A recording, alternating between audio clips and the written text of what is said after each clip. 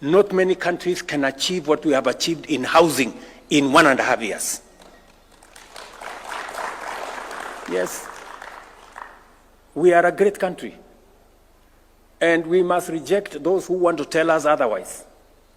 That, oh, you know, Kenya is a failed state. Which failed state? Where? Do you know what a failed state looks like? So, let me tell you that my commitment to the transformation of this country is not reversible.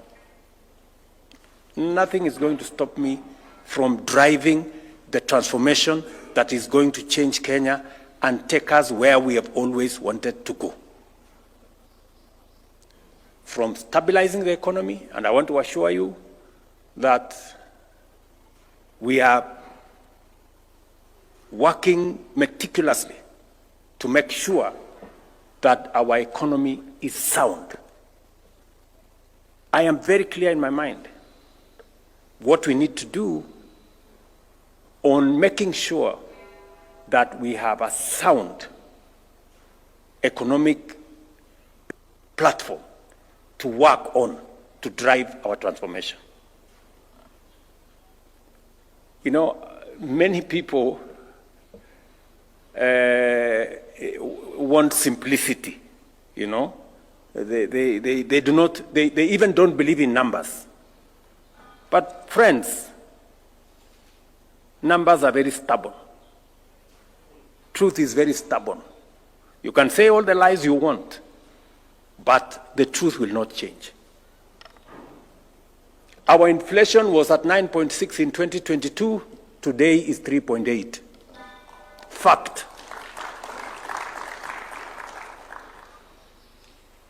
Our dollar had gone to 165. Today it is 130 and coming down. Fact. Our foreign exchange reserves was $7 billion in 2022. Today it is $10.8 billion. Fact.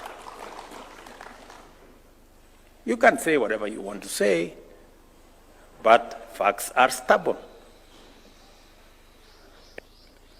The IMF a month ago said Kenya's economy, sixth largest economy in Africa. It is a fact. It's not a rumor. It's not propaganda. It is a fact. Because one of the assignments that I have, and I hear many people remind me every day, is that when I went to the campaign trail, I promised the people of Kenya that we have a plan on how to create jobs. And yes, we do.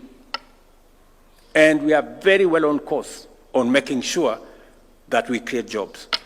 I can say confidently, we have never had a clear plan as a nation on how to create jobs as we do today.